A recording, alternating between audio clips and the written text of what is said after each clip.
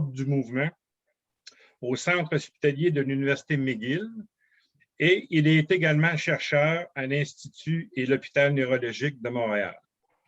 Ses travaux ciblant la glutamate et la sérotonine visent à développer de nouvelles thérapies pour traiter la maladie de Parkinson. Parkinson Québec est fier de soutenir financièrement cette recherche, dis-je, porteuse d'espoir. Nous sommes impatients d'en savoir davantage. Je ne m'étire pas plus longtemps. Je cède la parole à Dr. Huot. Mais avant, j'aimerais le remercier d'avoir accepté de faire cette conférence. Dr. Huot, la parole est à vous. Merci.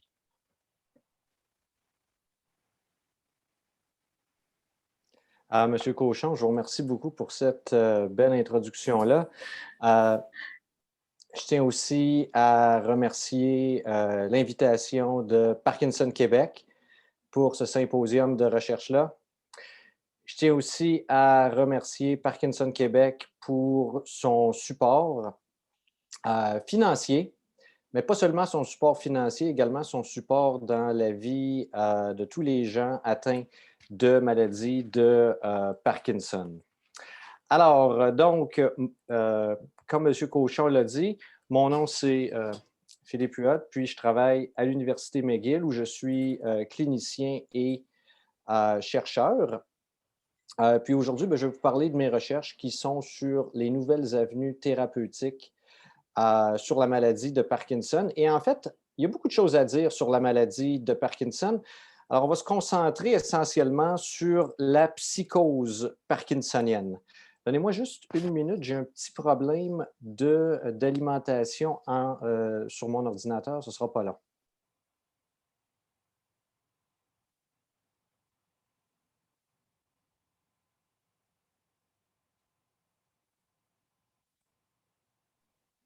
On va être correct. Merci beaucoup. Donc, j'ai une déclaration, un conflit d'intérêts. J'ai reçu des honoraires de Neurodiem, mais ça n'a pas influencé le contenu de la présentation d'aujourd'hui. Alors, le plan de la présentation, on va d'abord commencer par faire un bref historique de la maladie de Parkinson. Et pour comprendre pourquoi on fait la recherche, j'ai décidé de vous présenter un petit peu qu'est-ce que c'est les hallucinations, quelles sont les causes et c'est quoi les traitements qu'on a. Et bien présenter les limitations du traitement avant de commencer avec les nouvelles avenues thérapeutiques qui sont sur quoi je travaille.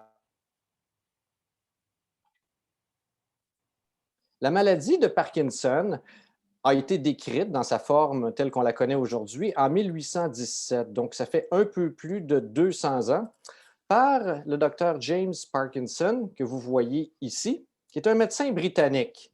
Il faut dire que la maladie avait été décrite bien avant lui, entre autres peut-être même par Léonard de Vinci, dans des écrits chinois anciens, par les Romains également. Et Parkinson, lui, avait observé 6 individus dans les rues de Londres et il avait de façon très éloquente et adéquate déterminé que le problème principal pour les symptômes moteurs de la maladie se situait quelque part entre le tronc cérébral et la moelle épinière. Et c'est effectivement le cas. Lui avait appelé ça la paralysie agitante, comme vous voyez ici, la shaking palsy. Et c'est cet individu-là, le professeur Jean-Martin Charcot, qui, en 1867, donc 50 ans plus tard, a donné au nom, a rebaptisé, si on veut, la maladie de Parkinson d'après Parkinson, comme on la connaît ici. Ça, c'est l'écrit original. Il a été réédité en 2002. Puis c'est disponible sur Internet si vous voulez le voir. C'est quand même assez intéressant et c'est très bien écrit. Et on connaît surtout la maladie de Parkinson par ses manifestations motrices. Là, c'est une vieille gravure qui date, vous voyez ici, de 1886, mais on remarque la posture voûtée des gens avec maladie de Parkinson. Vous voyez les mains en posture anormale, on appelle ça des mains dystoniques. Vous voyez également, c'est un petit peu dur à voir ici, mais le faciès est un peu figé, on dit hypomimique. Et on a l'impression, même si le sujet est immobile, qu'il se déplace à très petits pas et que la démarche est traînante. Donc, c'est ça qu'on avait en termes de vision de la maladie de Parkinson de façon classique, une maladie qui est essentiellement motrice. Et on est chanceux parce que dans la maladie de Parkinson, on a beaucoup de traitements. J'ai une vidéo à vous montrer ici, donc un sujet avec maladie de Parkinson avancée. Et vous allez voir à quel point il répond bien au traitement de la maladie de Parkinson, le traitement central qui est la lévodopa. Donc, je m'assure que le vidéo, parfait. Donc, regardez bien ici. On va voir que c'est un individu qui a beaucoup de tremblements. Vous voyez le faciès ici un peu figé, pas beaucoup de clignement des yeux. Posture anormale de la main gauche avec le poing fermé. Et là, on a l'impression qu'il essaye de bouger, mais ce n'est pas facile. On appelle ça du freezing. Donc, ça prend un certain temps, puis ça prend beaucoup d'efforts avant qu'il puisse se mettre en mouvement. Et il va être capable. Bientôt, il va lever les bras. Vous voyez, le tremblement disparaît. C'est un tremblement surtout de repos dans la maladie de Parkinson, mais il peut réémerger, qu'on appelle, lorsque les gens maintiennent une posture pendant un certain temps. Vous voyez à quel point les tours sont laborieux et il recommence à trembler quand il marche. Et là, il va essayer de s'asseoir. C'est difficile. Il va se laisser tomber. C'est quelque chose qu'on voit souvent dans la maladie de Parkinson. Et regardez dans le on state, donc après un effet thérapeutique de la maladie, du médicament, même individu, mais voyez à quel point le tremblement est disparu, la démarche est fluide, les tours sont faciles et il remet les mains en face de lui, pas de tremblement, pas de posture anormale. Donc, la maladie de Parkinson, comme je dis souvent à mes patients, c'est un bon diagnostic à avoir parce qu'il y a quand même beaucoup de choses à faire, puis beaucoup de choses qu'on peut faire comme clinicien pour améliorer la qualité de vie des gens qui en souffrent. Par contre, la maladie de Parkinson, ce n'est pas seulement une maladie motrice. Il y a d'autres choses que le tremblement, le visage fixe. C'est une maladie qui est très complexe. Vous voyez ici, c'est un dessin qui résume bien la symptomatologie multiple de la maladie. Constipation. La majorité de mes patients avec maladie de Parkinson sont constipés. Dysfonction autonomique. Souvent, ça va se manifester quand les gens se lèvent, ils viennent étourdis. Anosmie. Les gens avec Parkinson ont un sens de l'odorat diminué. C'est d'ailleurs une question importante à leur demander à la première visite. Troubles du sommeil, surtout des cauchemars avec des rêves agités, vivides, parfois beaucoup de mouvements pendant le sommeil. Et ce qui va être le sujet de la présentation d'aujourd'hui, troubles psychiatriques, dépression, psychose, de laquelle on va parler, et également troubles cognitifs. Auparavant, quand les traitements étaient moins bons que ce qu'on a aujourd'hui, les gens étaient surtout incapacités par les symptômes moteurs. Mais comme on a un meilleur contrôle des symptômes moteurs, puis que les gens vivent plus longtemps, les symptômes non moteurs deviennent un problème important desquels il faut s'occuper. Épidémiologie. Donc, à partir de ce point-ci, on va se concentrer sur la psychose parkinsonienne. Donc, il faut que je vous parle d'une étude très importante dans la maladie de Parkinson, qui est la Sydney Multicenter Study of Parkinson's Disease. C'est une étude qui a été faite en Australie dans les années 90. Et ce qui est extraordinaire, c'est qu'ils ont suivi les patients de façon longitudinale pendant plusieurs années. Ici, c'est l'article qui est paru en 2005, mais il y a eu un autre article après qui est paru en 2008, mais il ne donnait pas exactement les mêmes données desquelles je vais vous parler aujourd'hui. Donc, sur 150 patients qui ont été randomisés au début de cette étude-là, à 15 ans plus tard, 50 ont été en mesure d'être rejoints. Il y en a qui avaient changé d'adresse, etc. Il y en a d'autres qui étaient décédés. Mais voyez-vous, ici, hallucination et dépression sont présentes chez 50 des patients. Qu'est-ce qu'on dit en règle générale? C'est que les hallucinations peuvent affecter jusqu'à à peu près 50 des gens avec maladie de Parkinson, parfois 60. Ça dépend des définitions qu'on utilise, puis ça dépend aussi de la population qu'on a. Mais c'est un problème qui est, comme vous voyez, fréquent. Avant d'aller plus loin, on va essayer de... il faut différencier certains concepts. Un concept important, c'est qu'est-ce que c'est qu'une hallucination? Donc, une hallucination, c'est quand on voit un objet qui n'est pas là. Il faut faire la différence entre une hallucination d'une illusion. Une illusion, c'est l'interprétation erronée d'une donnée sensorielle. Donc, c'est là, mais on ne voit pas exactement qu'est-ce qui est là. On voit quelque chose d'autre. Donc, c'est une illusion. Les gens avec maladie de Parkinson peuvent présenter des hallucinations et des illusions. Et ce qu'on appelle les délires. Donc, ça, c'est perte du sens de la réalité se traduisant par un ensemble de convictions fausses auxquelles le sujet adhère de façon inébranlable et il n'y a absolument rien à faire pour convaincre le sujet que ce n'est pas réel. C'est rare, mais ça arrive dans la maladie de Parkinson que les gens peuvent avoir des délires.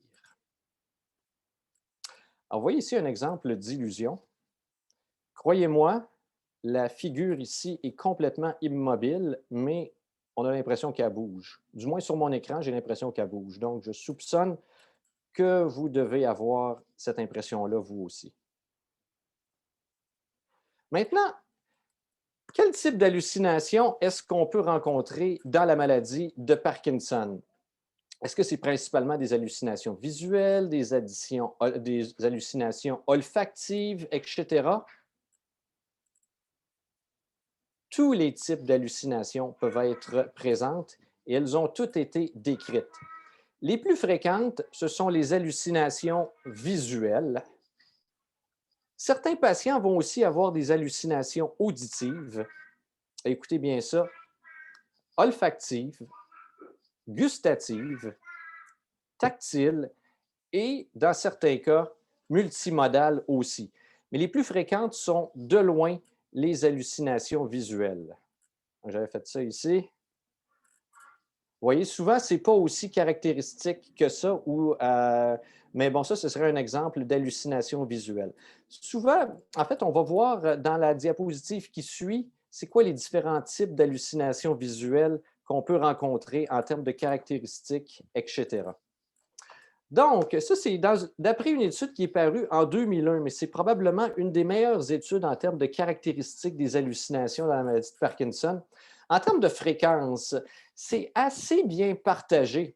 Ça varie entre à chaque jour, quelques fois par semaine, une fois par semaine. Je vous dirais, dans les cas sévères, les gens peuvent en avoir plusieurs fois par jour même. La taille des hallucinations, est-ce que la taille, habituellement, elle est normale, plus petite? Dans certains cas, les gens ne le savent pas. De façon curieuse, puis je n'ai pas la réponse pourquoi, c'est rare qu'il y ait des hallucinations qui sont avec des objets plus grands. Primairement solides versus transparents, habituellement immobiles, mais dans un certain pourcentage de cas non négligeable en mouvement. Et la plupart, en termes de contenu, ce sont des gens ou des animaux. Vous voyez les pourcentages, quand on les additionne, ça fait plus que 100, donc parce qu'il y a un certain pourcentage d'individus qui vont avoir des contenus multiples, donc plusieurs choses dans leurs hallucinations.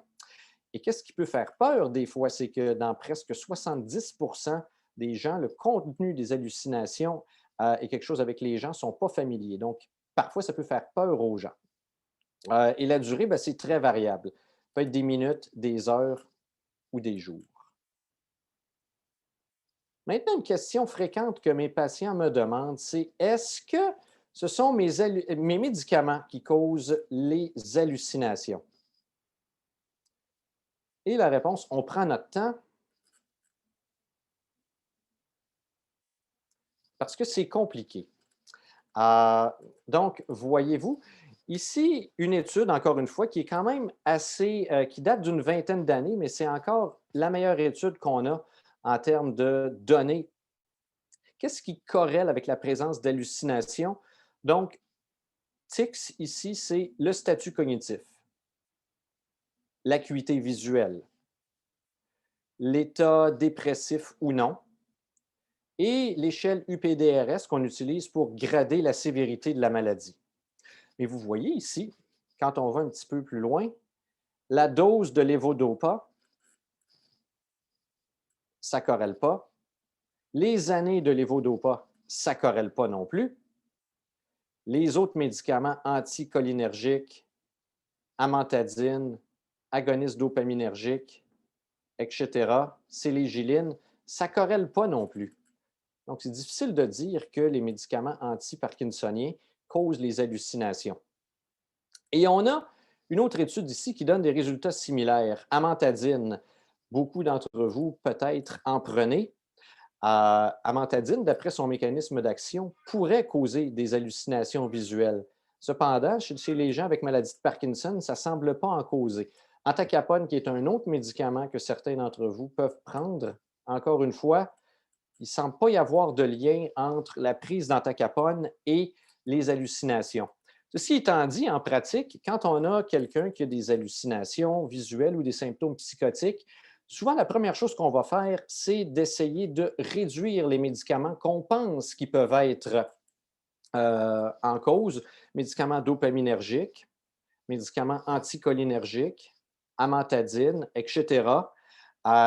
Mais le problème, c'est que quand on fait ça, peut-être qu'on va être capable de diminuer les hallucinations, mais ça se peut aussi qu'on donne un moins bon contrôle des symptômes moteurs aux patients. Alors souvent, c'est un problème entre qu'est-ce qu'on fait? Est-ce qu'on essaye d'optimiser le contrôle moteur, le contrôle des hallucinations? Comment on fait ça?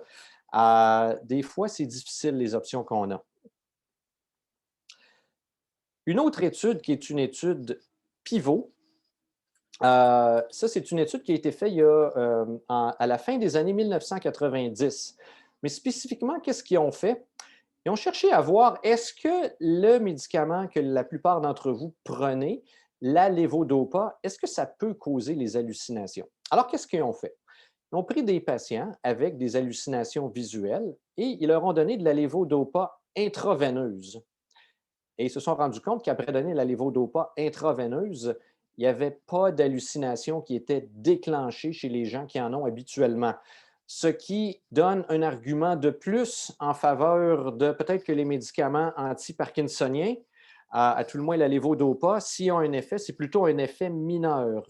Et à l'inverse, il y a les gens qui ont des dyskinésies, les gens, c'est-à-dire avec des mouvements anormaux involontaires, ceux-là qui ont des dyskinésies habituellement, suite à l'administration intraveineuse de levodopa, ils ont tous eu des dyskinésies. Alors, il y a certainement une différence entre la réponse à la levodopa entre les gens qui ont des hallucinations et les gens qui ont des dyskinésies. Alors, si ce n'est pas les médicaments, qu'est-ce qui peut causer les hallucinations visuelles et les hallucinations en général? Ici, je vous présente un cerveau de quelqu'un avec maladie de Parkinson selon une classification qu'on appelle la classification de Braak.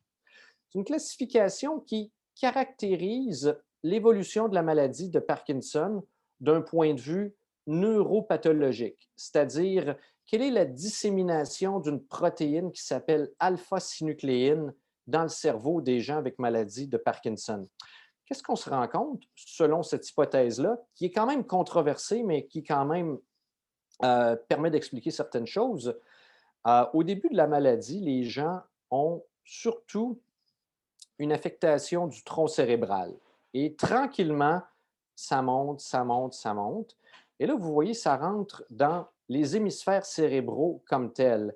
Et on pense que c'est lorsque la pathologie, l'alpha-synucléine, la protéine anormale, atteindrait le lobe temporal, que là, les gens pourraient avoir des hallucinations, surtout des hallucinations visuelles, comme on disait.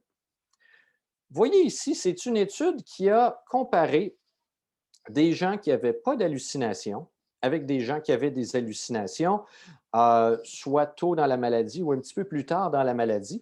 Et qu'est-ce qu'ils ont trouvé? C'est qu'ils ont regardé dans certaines régions spécifiques du cerveau, entre autres, voyez-vous ici, le lobe temporal, et pratiquement ça double.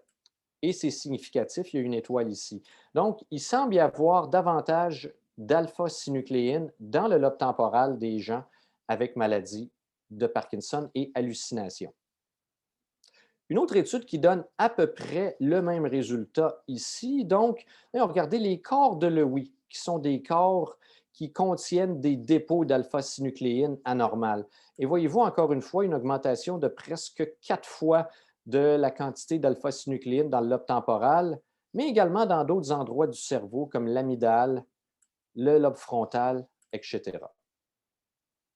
Donc, il y a des changements au niveau protéiques qui semblent être impliqués dans la genèse des hallucinations visuelles. Il y a également des changements au niveau de certains neurotransmetteurs et de leurs récepteurs. Et ici, vous voyez des études de PET scan pour un récepteur qui s'appelle le récepteur 5-HT2A de la sérotonine. Et vous voyez ici en rouge, il y a plusieurs endroits du cerveau qui allument. En rouge, ça veut dire que c'est augmenté par rapport à la normale dans certaines conditions. Et la condition ici, c'était les hallucinations visuelles. Qu'est-ce que vous voyez ici, cette région-là? C'est le lobe temporal, encore un petit peu du lobe temporal ici, lobe frontal. Un petit peu plus tard, nous, suite à l'apparition de cette étude-là, mais ça fait quelques années déjà, on a fait une étude post-mortem avec des cerveaux qui ont été généreusement donnés par une banque de cerveaux du Royaume-Uni. Et on a découvert qu'il y avait une augmentation des récepteurs 5-HT2A dans le lobe temporal, mais également le lobe frontal des gens avec maladie de Parkinson, mais davantage le lobe temporal en ce qui a trait aux hallucinations visuelles. Et pourquoi c'est important, les récepteurs 5-HT2A? On va y revenir dans quelques diapositives. Ce qui m'amène à la prochaine partie de cette présentation-là. Est-ce qu'il y a des traitements pour les hallucinations visuelles? Oui, heureusement. Par contre, comme vous allez voir, les options sont relativement limitées. Un médicament qu'on prescrit souvent, c'est un médicament qui s'appelle quétiapine ou Seroquel. Puis d'autres médicaments qu'on prescrit, mais moins régulièrement ou auxquels on n'a pas accès, c'est la clozapine, la pimavansérin, qui n'est pas disponible ici au Canada, mais de laquelle je vais parler quand même. Et l'autre médicament, le dernier duquel je ne parlerai pas beaucoup aujourd'hui, mais c'est un médicament qui s'appelle rivastigmine. Il est bon contre les hallucinations quand les gens ont des problèmes cognitifs. Et il pourrait également être bon contre les hallucinations quand les gens ont des problèmes à la démarche, à marcher. Donc, on va surtout se concentrer sur les trois premiers ici, quétiapine, clozapine et pimavansérin. Et juste peut-être un mot, les autres médicaments, prudence. Donc, il y a plusieurs antipsychotiques qui sont disponibles. Un médicament, par exemple, alloperidol, risperidone. Ces médicaments-là, même s'ils pourraient en théorie être efficaces contre la psychose, premièrement, ce n'est pas démontré dans le cas spécifique de la maladie de Parkinson, mais ils pourraient avoir des effets secondaires importants en termes de motricité. Donc, ce n'est pas des médicaments qu'on recommande.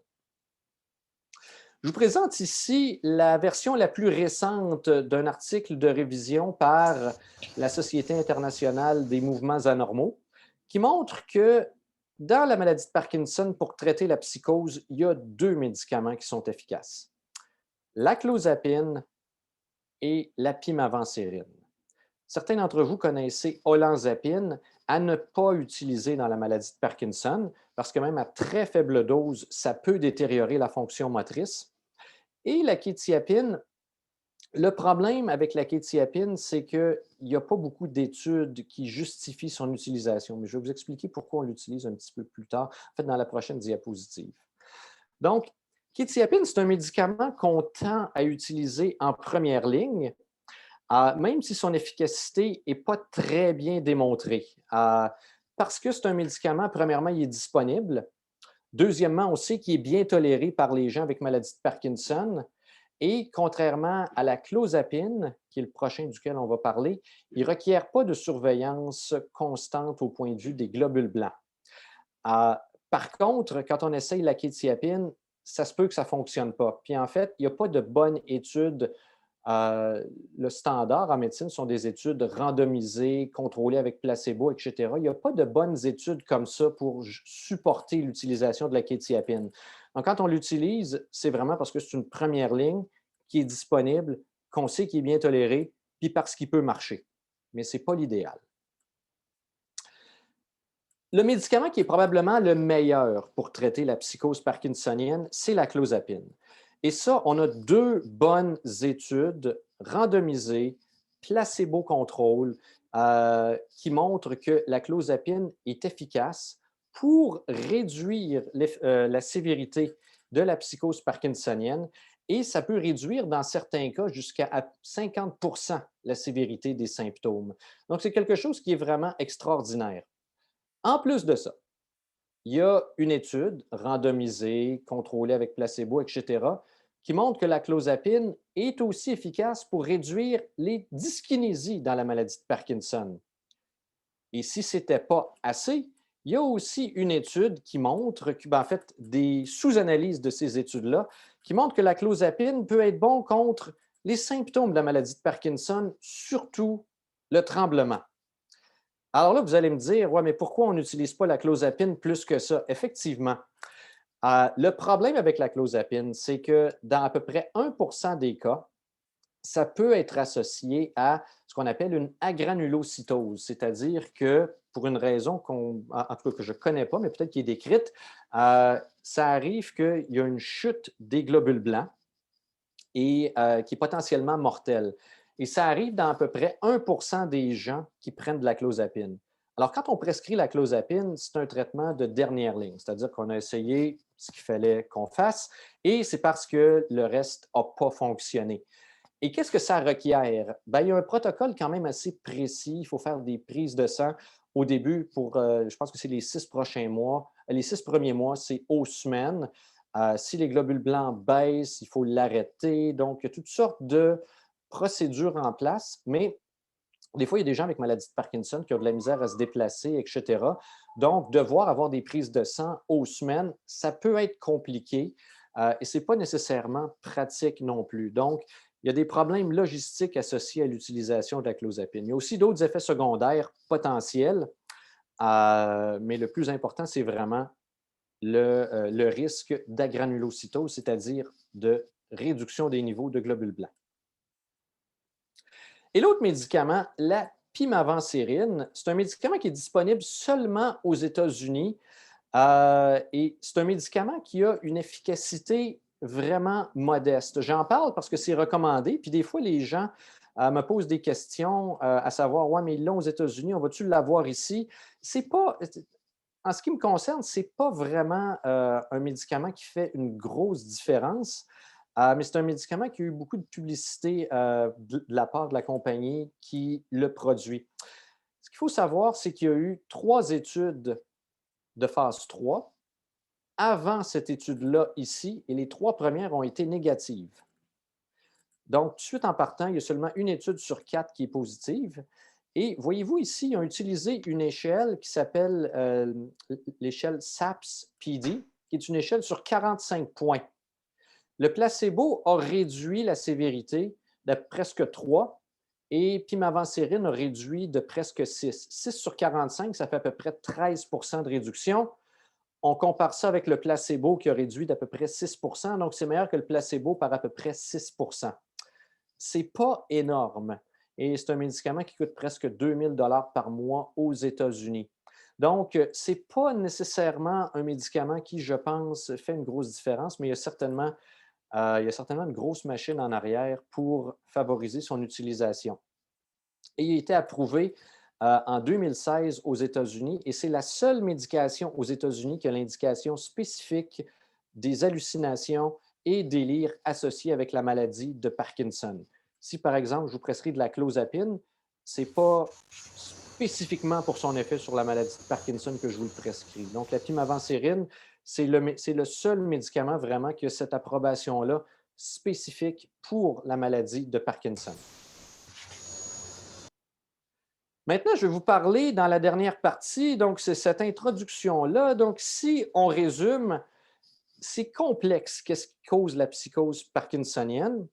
Il y a des changements pathologiques en termes d'expression anormale de la protéine alpha-synucléine, entre autres dans le lobe temporal. Et il y a des changements au niveau des récepteurs 5-HT2A au niveau du lobe temporal également. Ce que je ne vous ai pas dit encore, c'est que les médicaments, les 3 médicaments desquels on vient de parler, ce sont des médicaments qui agissent en bloquant l'effet des récepteurs 5-HT2A. Clozapine, c'est un médicament qui se lie à plein de récepteurs. Quetiapine, c'est la même chose. Par contre, on sait qu'aux doses qu'on les prescrit dans la maladie de Parkinson, ils ont préférentiellement un effet sur les récepteurs 5-HT2A. Du côté de pimavansérin, c'est un médicament qui est encore beaucoup plus sélectif. C'est un antagoniste des récepteurs 5-HT2A qui est à peu près 40 fois sélectif pour la prochaine cible thérapeutique. Et comme vous voyez, on a un certain succès avec l'antagonisme des récepteurs 5-HT2A, mais le succès est quand même partiel. Ce qui nous a amené à travailler sur les récepteurs mGlu2 du glutamate, et c'est un projet qui est subventionné, entre autres, par Parkinson Québec. Donc, pourquoi travailler avec les récepteurs mGlu2 du glutamate? Donc, premièrement, qu'est-ce que c'est que le glutamate? Le glutamate, c'est un neurotransmetteur. C'est une substance chimique qui est présente dans le cerveau et c'est un neurotransmetteur qui va exciter les neurones. Et c'est un neurotransmetteur qui est très présent. C'est parmi les plus abondants de tous ceux-là qu'on a dans le cerveau. Et il se lie à plein de récepteurs. Il se lie à une catégorie de récepteurs qu'on appelle les récepteurs ionotropiques. L'autre catégorie de récepteurs, on les appelle les récepteurs métabotropiques. Les récepteurs mGlu2 du glutamate tombent dans la catégorie des récepteurs métabotropiques. Les récepteurs mGlu2 du glutamate ont une caractéristique très intéressante, c'est qu'ils ont tendance à former ce qu'on appelle des dimères. Beaucoup de récepteurs du glutamate ont tendance à former des dimères. Donc, c'est-à-dire que, vous voyez ici, on a une moitié et on a une autre moitié. Donc, les deux moitiés ensemble, ça fait un dimère. Beaucoup de récepteurs qui ont tendance à former des dimères avec un récepteur du même genre. Par exemple, deux récepteurs mGlu2 ensemble. Ça fait un dimère. Mais dans le cas des récepteurs mGlu2 du glutamate, ce qui est intéressant, c'est qu'ils ont tendance à former ce qu'on appelle des hétérodimères. C'est-à-dire qu'ils vont dimériser avec des récepteurs, d'autres types de récepteurs, de d'autres catégories. Et entre autres, un récepteur avec lequel le récepteur mGlu2 forme des dimères, c'est le récepteur 5-HT2A de la sérotonine. Ça, c'est intéressant. Le récepteur 5-HT2A de la sérotonine, on sait que c'est un récepteur, parce qu'il y a eu beaucoup d'études dans les dernières décennies sur ce récepteur-là, et on sait que c'est une cible ou c'est un récepteur qui médie l'action des hallucinogènes. Je vous nomme deux hallucinogènes qui ont une affinité pour les récepteurs 5-HT2A. Par exemple, ecstasy. Donc, vous devez connaître l'ecstasy. Donc, c'est un agoniste des récepteurs 5-HT2A. Donc, ça va activer les récepteurs 5-HT2A. Et un autre hallucinogène que vous connaissez qui se lie au récepteur 5-HT2A, c'est le LSD. Alors, si activer les récepteurs 5-HT2A peut produire des symptômes psychotiques, c'est logique que bloquer les récepteurs 5-HT2A produise des symptômes antipsychotiques ou un effet antipsychotique, on devrait dire. Et effectivement, comme on disait, les antipsychotiques, ici c'est marqué atypiques, donc surtout clozapine, quetiapine, pimavansérin aussi, duquel on a parlé, sont des récepteurs qui vont agir en bloquant l'action du récepteur 5-HT2A. Alors nous, qu'est-ce qu'on s'est posé comme question? En fait, c'est, OK, quand on travaille avec les récepteurs 5-HT2A, on se trouve à travailler avec seulement une moitié de cet hétérodimère-là, de ce complexe-là. Qu'est-ce qui arriverait si on allait stimuler l'autre moitié du récepteur 5-HT, du dimère mGlu2 5-HT2A? Une dernière chose avant, pourquoi est-ce que je dis stimuler les récepteurs mGlu2 alors que j'ai parlé de bloquer les récepteurs 5-HT2A? C'est parce que d'un point de vue physiologique, quand on active les récepteurs mGlu2, ça produit le même effet ici de façon intracellulaire que lorsqu'on va bloquer les récepteurs 5-HT2A.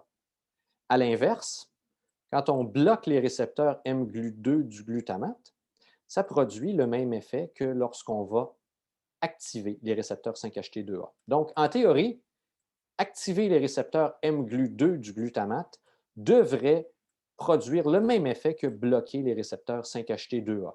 Alors, c'est ce qu'on a essayé dans un modèle expérimental de la maladie de Parkinson. Alors, vous voyez ici, PLBs, ça veut dire psychotic-like behaviors, donc c'est des équivalents psychotiques. Alors, je vous parle un petit peu de la molécule qu'on a utilisée. On a utilisé un modulateur allostérique positif. Donc, on va utiliser le terme agoniste. C'est un petit peu plus complexe que ça, mais on va retenir le terme agoniste pour le reste de la présentation, qui s'appelle LY487379. C'est une molécule qui n'est pas, si certains d'entre vous se posent la question, ce n'est pas un candidat clinique, parce que c'est une vieille molécule, mais l'avantage qu'elle a, c'est qu'elle est extrêmement sélective. Elle n'interagit pas avec d'autres récepteurs ou d'autres cibles thérapeutiques que les récepteurs mGlu2 du glutamate. Alors, qu'est-ce qu'on a fait? Donc, on a observé pendant 6 heures l'effet de cette molécule-là, LY487379, sur la sévérité des symptômes psychotiques. On a utilisé différentes doses.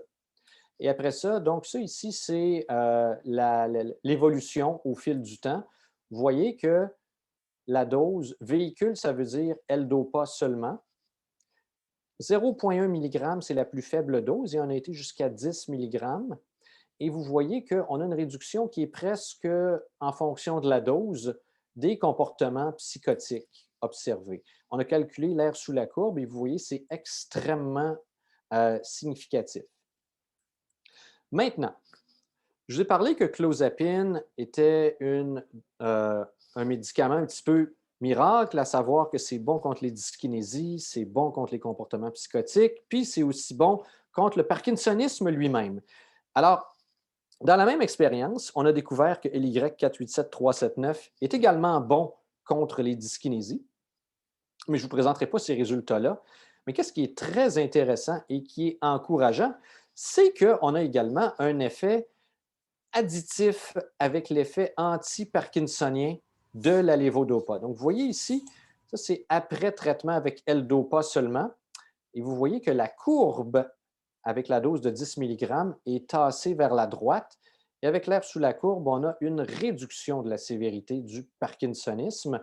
Alors, on a un effet anti-parkinsonien surajouté. Ça, c'est important parce qu'au cours des dernières décennies, il y a plusieurs médicaments qui ont été testés et qui ont même entré des essais cliniques et que malheureusement ont été mal tolérés au niveau de la sévérité du parkinsonisme. Et leur développement a été arrêté parce qu'il n'était pas bien toléré par les gens, même s'il y avait des bons effets, par exemple, sur la psychose ou sur les dyskinésies. Les résultats qu'on a ici suggèrent que ce ne sera pas un problème, à tout le moins au niveau de l'effet anti-parkinsonien de la levodopa. Donc, je vous parlais que LY487379, c'est un vieux médicament, c'est un médicament prototypique. Alors, on a essayé avec une molécule qui est plus optimisée, qui s'appelle CBI-PES. Et là, on a eu des résultats très, très, très encourageants, avec une réduction, encore une fois, si on regarde au niveau de l'air sous la courbe, de la sévérité des comportements psychotiques de presque 50 %. Encore une fois, CBI-PES, ce n'est pas un candidat clinique, mais c'est une molécule qui est plus optimale. Donc, éventuellement, point de vue développement du médicament, en termes de cible thérapeutique, ça semble très prometteur. Et sur l'effet du parkinsonisme, là, les résultats sont encore meilleurs que ceux avec LY487379. Vous voyez qu'on a une réduction du parkinsonisme de presque au moins 30 ou 40 % par rapport à l'administration de L-DOPA seul. Donc, non seulement on pourrait avoir un effet antipsychotique, mais on pourrait aussi avoir un effet anti-parkinsonien, ce qui veut dire que théoriquement, ça pourrait être bon aussi contre les fluctuations motrices. Les gens qui ont des off parmi vous vont savoir de quoi je parle. Et également, ce que je ne vous présenterai pas ici, mais c'est que ça peut être bon contre les dyskinésies, à peu près du même ordre en termes d'amplitude que pour la psychose. Donc, ça semble encore une fois très prometteur.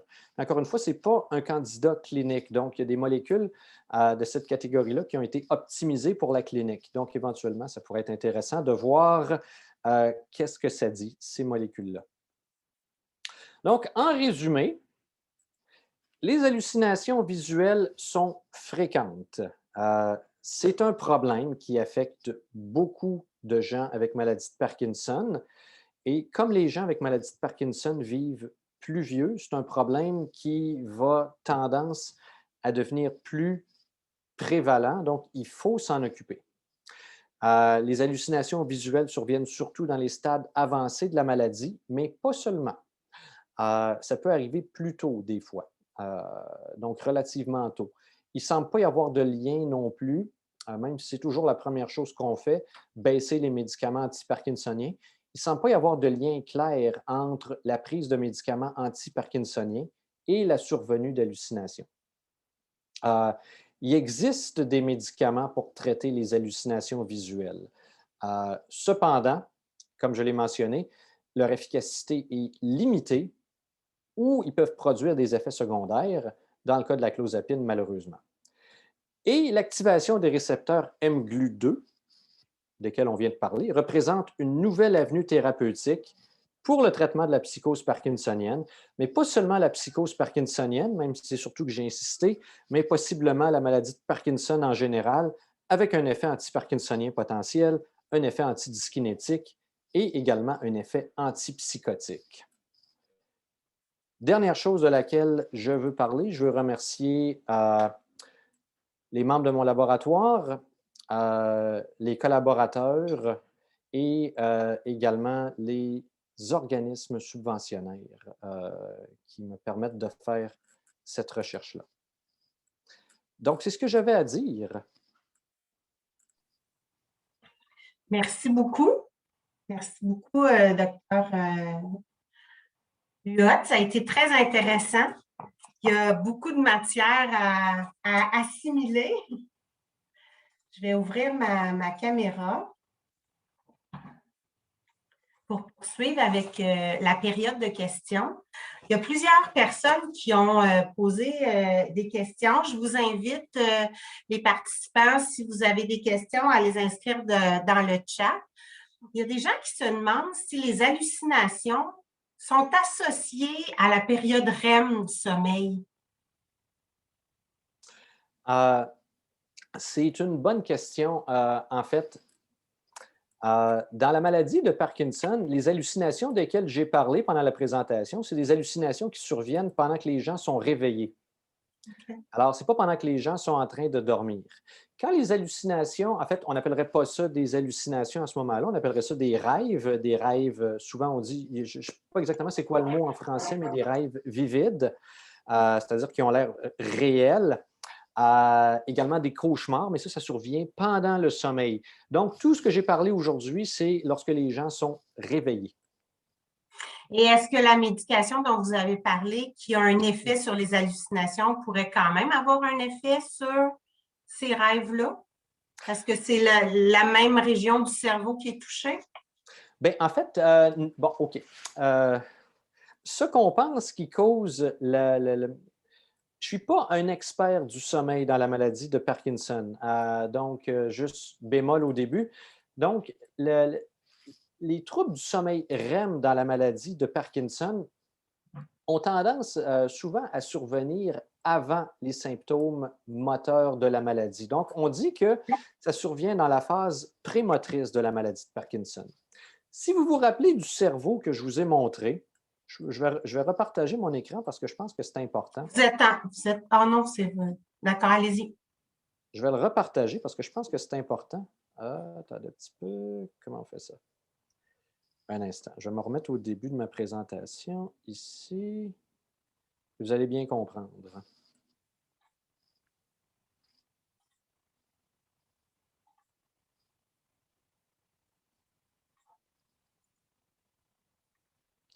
Donc, vous voyez, quand la maladie de Parkinson atteint le cerveau, elle commence dans cette région-là ici qui s'appelle le bulbe rachidien. Et tranquillement, ça monte pour atteindre une région ici qui s'appelle la protubérance. Qu'est-ce qu'on a dans la protubérance? On a les neurones de la formation réticulée. Formations réticulées qui sont impliquées dans le contrôle du sommeil, entre autres, et du tonus pendant le sommeil. Alors, c'est surtout cette région-là, c'est ma compréhension, qui est impliquée dans les troubles du sommeil REM. Alors que moi, les hallucinations visuelles, ce n'est pas aussi clair que ça, surtout, mais ça a tendance à survenir un petit peu plus tard.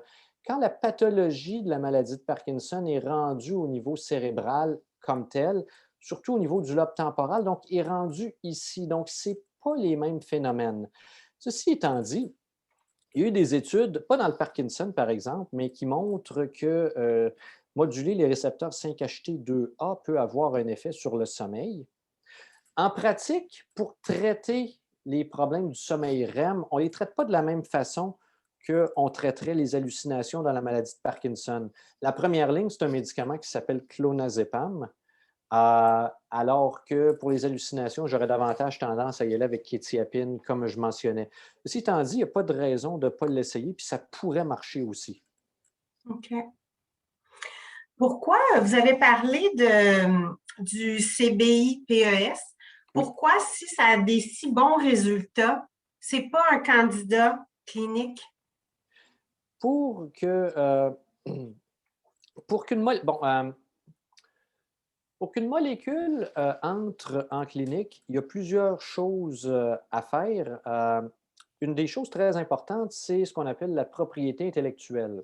C'est-à-dire qu'il faut, parce que faire des études cliniques, ça coûte très cher, donc il faut que les compagnies pharmaceutiques veulent investir suffisamment sur cette molécule-là pour pouvoir l'amener en clinique. Ce qui n'est pas le cas avec CBI-PES, parce que je pense que le brevet dessus est expiré ou doit être à veille de l'être. Et certaines choses, donc, des fois, ça se peut que ces molécules-là soient métabolisées trop rapidement.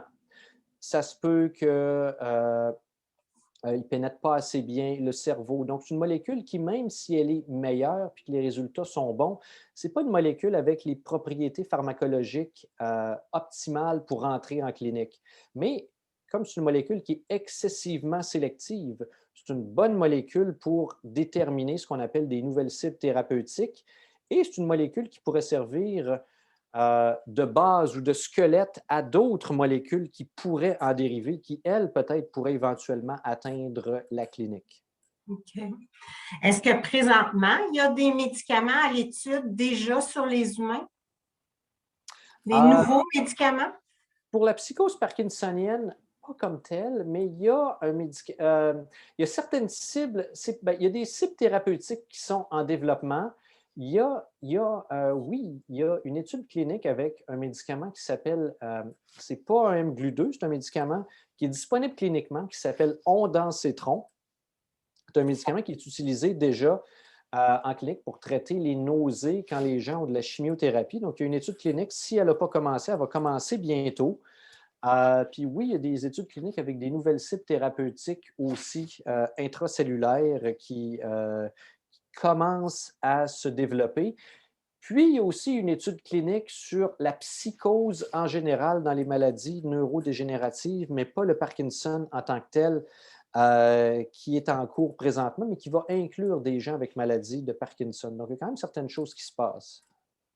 Est-ce que je peux comprendre que les hallucinations dans d'autres formes de maladies, comme peut-être la schizophrénie ou d'autres types de maladies, on le voit de la même façon que la maladie de Parkinson au niveau du cerveau? Ça, c'est... En fait, de façon intéressante, on utilise les mêmes molécules pour traiter les hallucinations dans la schizophrénie et dans la maladie de Parkinson. Quétiapine, clozapine, pimavanserin n'est pas utilisé pour la schizophrénie, par exemple, parce qu'ils n'ont pas l'indication. En théorie, les médicaments antipsychotiques, il y a déjà eu des études qui ont été faites dans la maladie de Parkinson et le gros problème, ils sont efficaces en schizophrénie, mais dans la maladie de Parkinson, c'est parce qu'ils ont des effets moteurs trop importants parce qu'ils vont bloquer l'action de la lévodopa. Mais si encore une fois, si on pense qu'une contribution de la dopamine dans la maladie de Parkinson, il y a une hypothèse dans la schizophrénie qui s'appelle l'hypothèse dopaminergique de la schizophrénie, c'est-à-dire que c'est pour ça que les antipsychotiques, c'est essentiellement, sauf ceux que je vous ai présentés aujourd'hui, c'est essentiellement des bloqueurs des récepteurs dopaminergiques. Donc, il y a certainement des similitudes. D'ailleurs, l'idée des récepteurs mGlu2, en fait, je ne vous ai pas présenté ça, mais dans une étude qui a été faite il y a peut-être presque une quinzaine d'années, une étude post-mortem avec des cerveaux de gens avec schizophrénie, a démontré que, tout comme dans la maladie de Parkinson, il y avait une augmentation des récepteurs 5-HT2A dans certaines régions du cerveau chez les schizophrènes, mais de façon intéressante, eux, ils ont regardé ce qui se passait avec les récepteurs mGlu2, puis ils ont observé que ça variait dans le sens inverse. Donc, c'était associé avec une diminution des récepteurs mGlu2. Donc, il y a probablement des substrats anatomiques, biologiques, biochimiques, peut-être pas protéiques, mais en tout cas similaires, parce qu'on utilise les mêmes molécules, puis c'est le même organe aussi. Oui. Puis, est-ce que le blocage de la levodopa, on l'observe aussi chez les gens qui auraient eu la chirurgie DBS? Parce que l'administration de la levodopa, ça ne se fait pas de la même façon? Donc,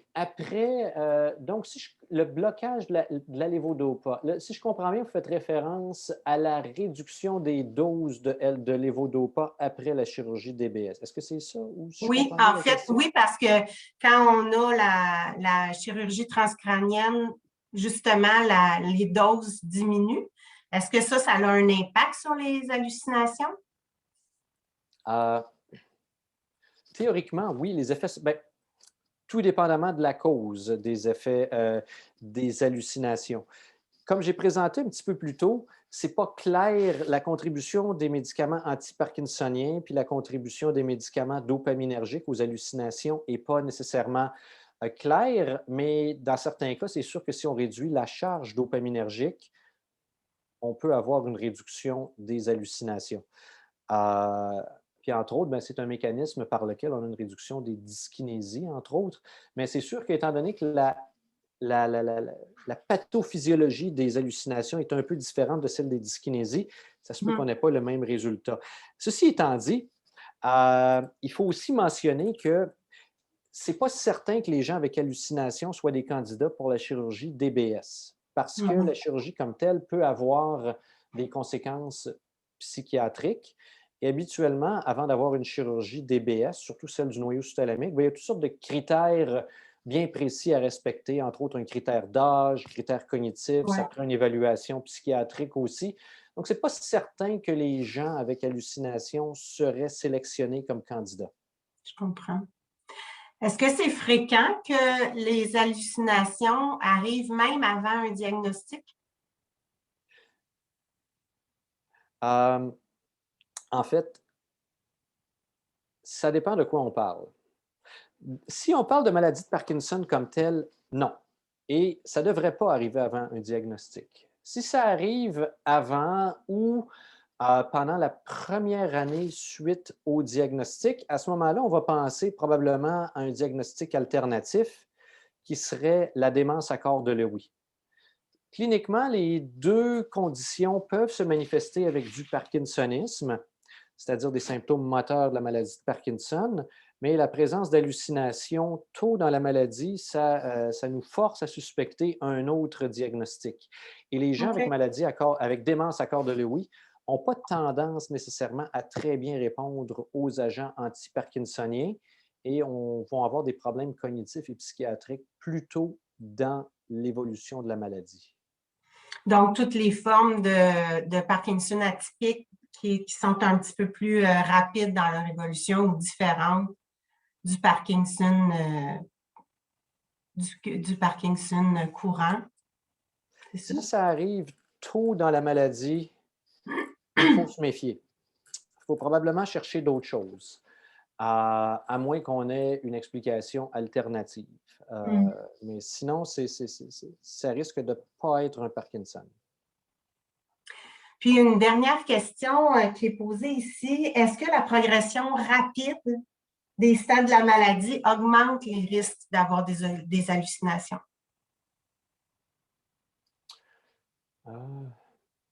Il faudrait définir qu'est-ce qu'on entend par progression rapide. En fait, la personne parle vraiment de passer d'un stade à l'autre rapidement. Peut-être qu'on parle aussi de forme atypique à ce moment-là, comme on parlait tout à l'heure. Bien, exactement. Ce qu'il faut savoir, puis c'est quelque chose que je dis souvent à mes patients, parce que souvent mes patients veulent savoir comment je vais être dans une dizaine d'années, etc., tout ça. La maladie de Parkinson, ce n'est pas une maladie qui évolue vite. Et c'est plutôt souvent, les hallucinations, ça va se présenter de façon un petit peu progressive. Donc, comment ça peut commencer? Des fois, une question que je demande tout le temps, c'est est-ce que vous avez des ombres en périphérie de votre champ visuel? Est-ce que vous avez l'impression que juste des choses, sensations de présence? Des fois, ça peut commencer comme ça. Puis là, il faut suivre. Ce serait surprenant que les hallucinations passent de soit des ombres ou sensations de présence à une forme de délire en peu de temps. Si c'est le cas, il faut chercher d'autres choses. Ça peut être une infection sous-jacente, ça peut être une mauvaise prise de médicaments, ça peut être plein de choses, mais il faut s'assurer qu'il n'y a pas d'autres choses. Puis si ça évolue vraiment vite, puis on parle d'évolution lente, c'est sur des années, là, il faut chercher un autre diagnostic, il faut chercher une autre cause. OK. Écoutez, merci infiniment. Vous avez été très généreux de votre temps, dans vos réponses aussi. Les gens ont été très, très nombreux, très intéressés. Fait que je vous remercie de votre présence. Et à tous, je vous souhaite une bonne fin de soirée et on se revoit à la prochaine conférence. Merci beaucoup. C'est moi qui vous remercie. Merci beaucoup. Au revoir. Merci. Merci beaucoup. Merci. Bonsoir. Merci beaucoup. Merci, au revoir. Au revoir. Merci beaucoup. Merci. Merci. Merci. Merci. Merci. Merci. Au revoir. Au revoir. Merci, au revoir, à la prochaine. Merci beaucoup. Merci. Bye bye, Jacques. Merci beaucoup. Bonjour, merci. Bye bye. Bonjour. Merci pour la présentation. Ça nous a fait plaisir. Bonjour. Il a dit qu'il n'est pas ouvert. C'est enregistré, je le vois qu'il s'enregistre. Merci. Bonjour, Merci pour l'invitation. Ça a été très agréable.